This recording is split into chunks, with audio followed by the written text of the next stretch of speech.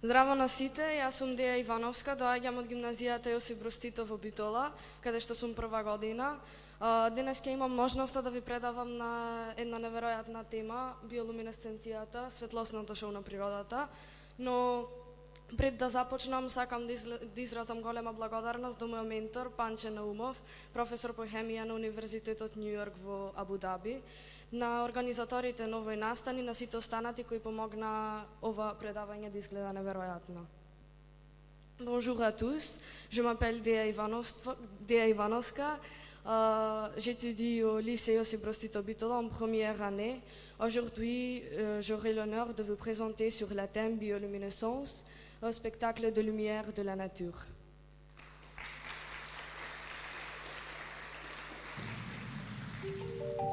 Се наоѓате во светот на природата, но не онаа што ја познавате. Ова е природна магија наречена биолуминесценција. Дали знаете дека многу живи организми можат да создаваат светлина? Денес ќе ве поведам на патување низ овој неверојатен феномен. Да се подсетиме на некои од нашите омилени филмови, како Малата сирена, Аватар или пак Животот на Пи. Во нив, биолуминесценцијата не е прикажана само како визуелен ефект, туку и начин на кој природата ја пренесува својата магија. Лето, мала прошетка во природа. Квечерина. Паметам за иди сонце, забележав мала светлина во близина која се движеше на кај мене. До тогаш нема видено ништо слично. Ова беше мојата прва средба со светулката. Светлината која ја продуцира живиот свет и не е така ретка. Присутна и на копното, а посебно во морските длабочини. На копното се присутни инсекти, црви, полжави, габи, бактерии и многу други. Светулки се семејство на инсекти од редот тврдокрилци. Бубачки со меко издолжено, кафеаво или црно тело со портокалови или жолти шари. Интересно е да се спомне дека нивните ларви содржат токсични хемикалии, па светлината му е сигнал не ме јади, отровна сум. Некои од нив можат да синхронизираат светлината, создавајќи спектакуларни сцени во ноќта, и ова појава, позната како истовремена или синхронизирана светлина, е едноставно восхитувачка. Но тоа не е се. За време на самрак, со помош на светлината тие привлекуваат друга светулка за парење или како плен. Но како всушност овие организми ја произведуваат светлината? Сигурна сум дека ќе си речете дека е магија. Не, не е магија. Хемија е. А сега да зборуваме за хемија. Не бегајте, лесно е. Во абдоменот, мешето на светулката, во орган наречен фенер, составен од специализирани светлосни клетки, кои се обвиткани со прозирен екзоскелет, се случува феноменот на биолуминесценцијата. Во фенерот имаме два клучни играчи, луциферин и ензим луцифераза. Да ги замислиме како магични алхемичари во телото на светулката, кои кога се комбинираат создаваат светлина. А сега да го видиме значењето на овие зборови.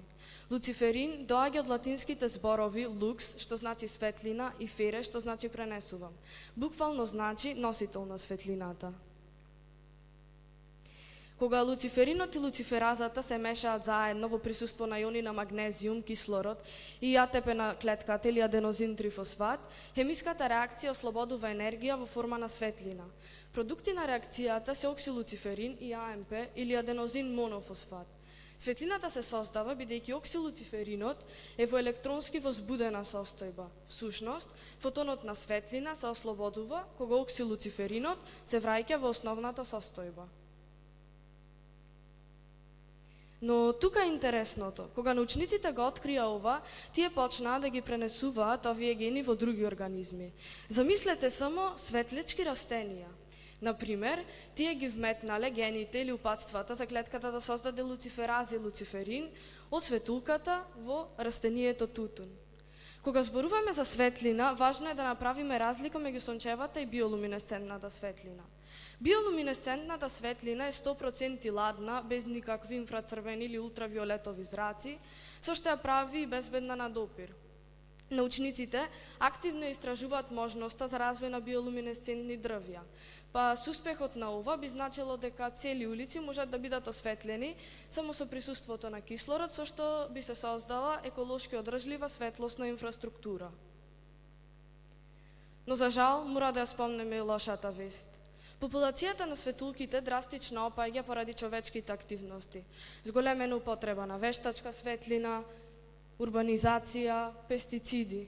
Време е да направиме разлика. Замислете свет полн со светулки и морска светлина. Можеме ли да ги заштитиме? Но не само што биолуминесценцијата е магична, таа е моќта за доказ на природата. Сите ние можеме да бидеме дел од решението. Ајде да го направиме светот поблескав. На копното светулките се нашите мали пријатели, но во океанот имаме многу повозбудливи примери. Ајде сега да навлеземе во морските длабочини. Погледнете ги медузите, рибите, па дури и кулите. Сите тие користат светлината за комуникација, како камуфлажа или да го привлечат пленот. А за мене, како највпечатлива риба, од која во детството бев уплашена во самиот филм Немо, морскиот ѓавол. Таа го користи својот специјализиран светлечки орган, познат како фотофор или еска, полн со бактерии, кој виси од главата за да го привлече пленот и потоа да го проголта. А сега да се вклучиме за момент сите. Затворете ги очите за момент и помислете дека сте на плажа. Околу вас водата светка и секое ваше движење предизвикува нова светлина. Но која е причината за оваа убавина? Одговорот може да се најде на задниот дел на запоставениот фрижидер. Оставена неколку дена, морската риба почнува да свети. Самата риба нема способност да произведува светлина. Сјајот е произведен од бактериите кои се наоѓаат во речиси цела морска вода, која ќе почнат да се хранат со распаднатата риба. Откако ќе достигнат критична концентрација, нивните секрети блескаат. Замислете, светлина што може да види дури и сателит од орбитата. Колку неверојатно. А дали некогаш сте виделе морска светулка? Не на оние што мислите. Замислете само светлина во мракот во водите. Запознајте Варгула Хилгендорфи, наречена морска светулка. Еден од трите биолуминесцентни видови познати во Јапонија, вид на ракови од остракоди. Долги само 3 мм, кои живеат во песокот на дното на плитката морска вода. Активно се хранат ноќе и тие немаат способност да создаваат светлина. Всушност, тие изфрлаат блескава слуз кога се под стрес. А сега ќе ви прикажам експеримент каде што ќе ви ја покажам како функционира биолуминесценцијата со помош на морска светулка.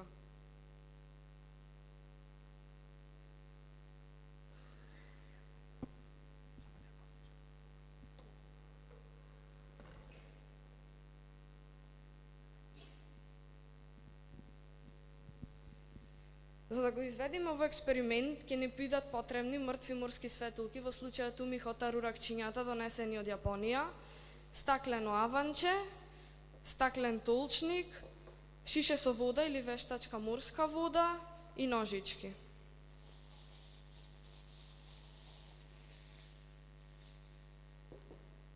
Па подготвени сме да почнеме. Најпрво, ќе земиме од мртвите морски светулки и ќе ставиме во аванчето.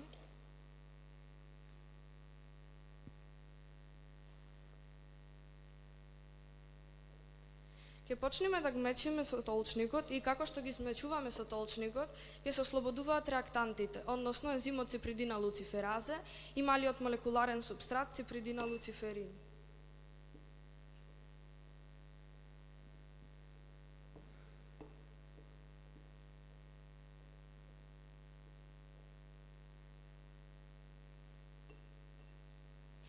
Сега ќе ставиме од водата во аванчето и треба да направиме релативно силни вибрации со промешување.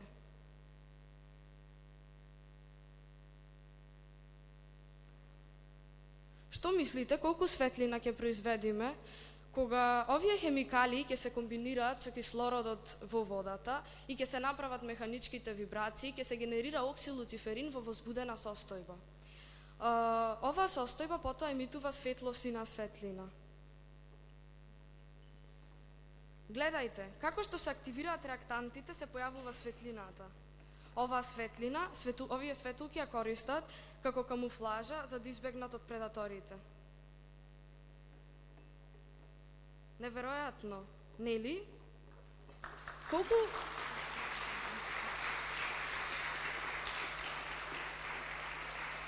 оваа светлина не е само спектакуларна, таа е и термички стабилна. Всушност, исушените ракчиња можат да се чуваат и до неколку децении. Интересно е да се спомне дека јапонските војници во Втората светска војна ги користеле овие ракчиња за да создадат светлина во темнината на мочуриштата и на планините. Всушност, тие користеле својата плунка за да ги активираат реактантите и после со создадената светлина да читаат мапи. Денес разгледавме еден од најфасцинантните феномени во природата. Биолуминесценцијата. Биолуминесценцијата. Оваа светлина која произведуваат овие мали, но неверојатни организми не е само восхитувачка. Таа е и символ на способноста да пронајдеме убавина и во најнеочекуваните места. А од ова предавање сакам да запомните дека секоја светулка, секоја морска светулка, секое живо битие носи свој уникатен дел од магијата на животот. И сега, кога излегувате од оваа сала, нека вашата светлина биде пример за тоа што сте дел од овој прекрасен свет. Ви благодарам на вниманието, се надевам дека ви беше интересно и како порака од ова предавање, сите да зачуваме дека треба да носиме секогаш светлината со нас. Merci pour votre attention, j'espère que vous l'avez trouvé intéressant et un message, emportez la lumière toujours avec vous.